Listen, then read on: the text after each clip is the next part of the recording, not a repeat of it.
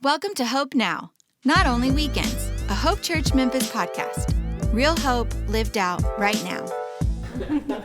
Well, at Hope Church, we have a preaching and teaching team. So we're going to talk a little bit about what is a preaching and teaching team and why we have it, and how did it extend beyond just the stage in general. What's been really great for me, one, I do love books. One of the personal reasons why I love books is because I wasn't able to read until about fifth grade. So I love having the books and working rigorously through working like those words that people are like, what is this? I'm like, I might help them understand it. So I love trying to make complicated things simple. That's why I spend all that time in it.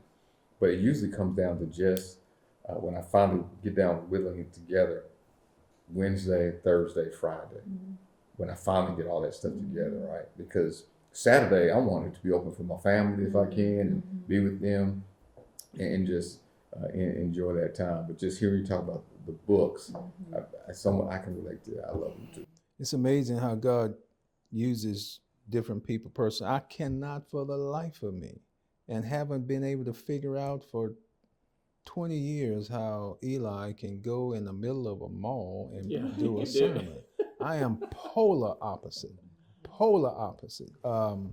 in that regard. So anyway, it routinely takes me about 15 hours a week. I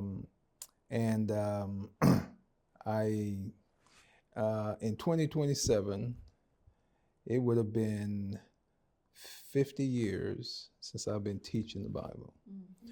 And it still takes me 15 hours a week per sermon. Because you always want to be fresh. I mean, I don't want to just give something warmed over. Times change and so forth and so on. But in terms of process, I'm very methodical. I mean, I have a day that I give maybe 8-10 hours. Then I have another day where I'm giving about 5 or 6 hours, so forth and so on. You're always preparing, but I need to be very methodical. Contrary to popular opinion, I write down every word. You memorize it. Well, yeah, I do, but I have to write down every word.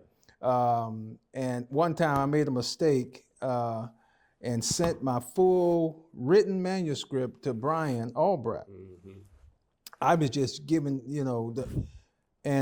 he came to my office and said, so this is what I need every week. I said, what do you mean? And he showed me. I said, oh, heaven forbid. No, you would never get this. No.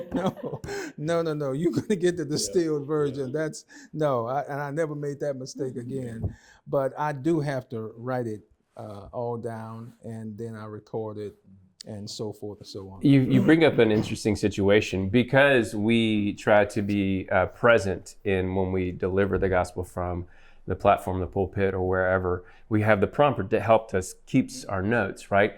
I know there's some people who had a misunderstanding that like, oh, this is just a buy out of the box, put it on the prompter and you preach it. It's like, no, these are our words that we have wrestled with, that we have changed, that we have thrown out. We, in theory, should know the text already. And so that's the reason why we can comfortably, Lord willing, present it, because it is our words. And so it's just clarification, because there are churches and for different reasons that do that for whatever reason. And so, but that is not something that we feel best for as feeds our congregation. Yeah, you have to be very, very familiar. So let me close with this idea of one of the other things I like is sharing and accountability, because there are times when I cannot be available to do a funeral. It's wonderful to have a team to say, hey, I'm not available for this. I wanted to do it. I told the family I would do it, but can you do it?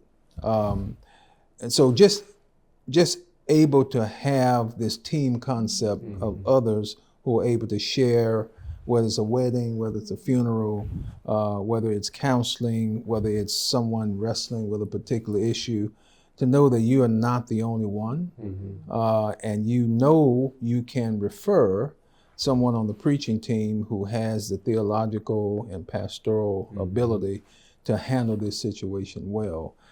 It's just a big relief to me, and I think a big relief to our congregation as well. No, I'm glad you said that. I don't know how many times you have saved my family. I'm sure Julie probably loves you in a different way than you would probably imagine, because I get to be present when you can preach when I'm supposed to be out of town or they're supposed to be out of town. And so being able to be a healthy father allows me to be a healthy shepherd and preach, as opposed to feeling like I'm letting somebody down. So having the ability, my birthday coming in December. Hey, Christy, my wife wants to take me out. Can you do this? And that's one element of this that I could imagine not having, that liberty to be present with my family and the gift in this. But one thing that we probably assume, and we've shared this in some capacity, but just taking the time here, one of the things that I think is a blessing specifically about this group is there's a unique history that I think God has ordered to allow to be here. I mean, Pastor Rufus, when you first came, hearing your first experience with Pastor Craig and Eli in the ordination process, going, hey, you're just not some cool cat that they found out in Texas. There's a history of relationship and value and appreciation. So you bring that into the preaching team to validate what God is doing in our lives. You and I have served in some capacity for many years, but in kids ministry and working with your daughter over the years, developing. And I love sharing this story. My wife and Pastor Vincent worked at Agape Child and Family Services in some capacity. Gosh, man. 2014. No. It was farther than that, brother. It was. I don't know if we were married yet. It was 2010. Yeah, we got married that year. 2010. And I was working in student ministry, and she said, there's this guy, this pastor, he helps with some of the neighboring ministry stuff that I think you would hit off with. You need to meet him. And we tried to meet up 2 or 3 times, just never worked. And it wasn't until 14 years later, I get this email going, hey, we're bringing another voice into the preaching team, Vincent Joplin. I said, well, hold up, what? I called her, I said, what's that guy that you wanted me to meet with down at Agape? And so I told her, I said, your prayers have come to fruition. 14 years later, we're going to be working together, and then we get to serve the stirring. Man, I praise God for that. But those are the things that can't be measured when we step on and different people see us, that there's a sovereignty and camaraderie that God has ordained. Not to over spiritualize it, but there's an appreciation there that you just can't put a number to. I think the other thing people, and I've heard this as well, is that they get to meet us off stage and find out we're the same person that was on stage, and vice versa. That's good. They said, oh, but you are approachable. Yeah. You are human. Yeah. You're not AI. That's right. Yeah. And we're just called to do this. Yeah. I said the last thing, but this really is. You can categorize preaching into 3 areas. One is prophetic, which is warning, challenge based.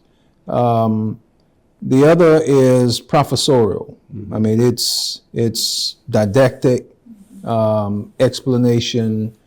The other is pastoral, where it's caring, shepherding, heavily application based and so forth. All of us have to do each, either prophetic or professorial or pastoral. Which one do you lean toward? What do those terms mean to you? I would lean toward, and so people can understand what I mean by this, is forthtelling of the text. So it's prophetic in that sense, but then also this instructional, which would be pastoral. And again, I try to make complicated things simple so that you can walk this out. But that pastoral voice wasn't there in the beginning. Had to grow into that thing. So it's been shaped over experience and time. Yeah, so I would lean there. Where do you lean? Well, thus far in the journey, I lean heavily toward pastoral, just from a heavy care ministry perspective and a personal experience with the Lord. This is who I know Jesus to be. This is who he's been in my life, and this is what it means to you. So just that heavy pastoral. And I will add, coming off of the platform that weekend in September, one of the things I heard most often was, thank you. The Lord spoke directly to this moment in my life. And so that heavy pastoral lean is where I find myself thus far in the journey. Yeah. I think to answer your question specifically, where do I find myself on the spectrum of when I preach? It's probably, if I understand correctly, professorial. Like I lean towards didactic and teaching. But one of the things, being here for 19 years, that I appreciate hearing from Pastor Rufus, Pastor Eli, and Pastor Craig as well, but specifically Pastor Craig, he would say, y'all think I'm reading your mail, you know? And I think about that all the time, whether it's pastoral or teaching after, quote unquote, reading someone's mail. We're not reading anybody's mail, right? But we do hear stories. We do hear those things, and we're trying to bring that to light. I often, to flesh that out, I want to make sure that when I preach, that it edifies, equips, and educates. And educate can be the proclamation of the gospel in general as well, but does it lift them up in their circumstance, which is more pastoral?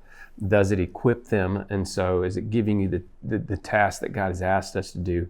But I think a lot of times I let the educational piece undergird or be the foundation to the edifying and the equipping. And so that's kind of how I do that. And then, of course, always through the proclamation of the gospel. Dr. Manuel Scott was asked, what is the difference between preaching and teaching? And he said, temperature. I like that. One of my favorite preaching books would be John R.W. Stott, Between Two Worlds. I like the imagery that Dr. Stott uses. He says that the preacher has one foot in antiquity and the other foot in modernity. And he's the bridge between the past and the present future. I like that. My favorite is Dr. William Barclay. Dr. William Barclay says that he is a theological middleman.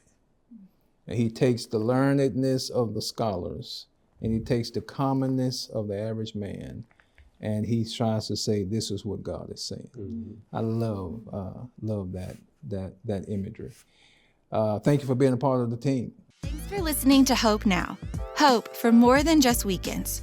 Join us next week for a new episode. Connect, share, and worship with Hope Church on social media platforms at Hope for Memphis or at hopechurchmemphis.com.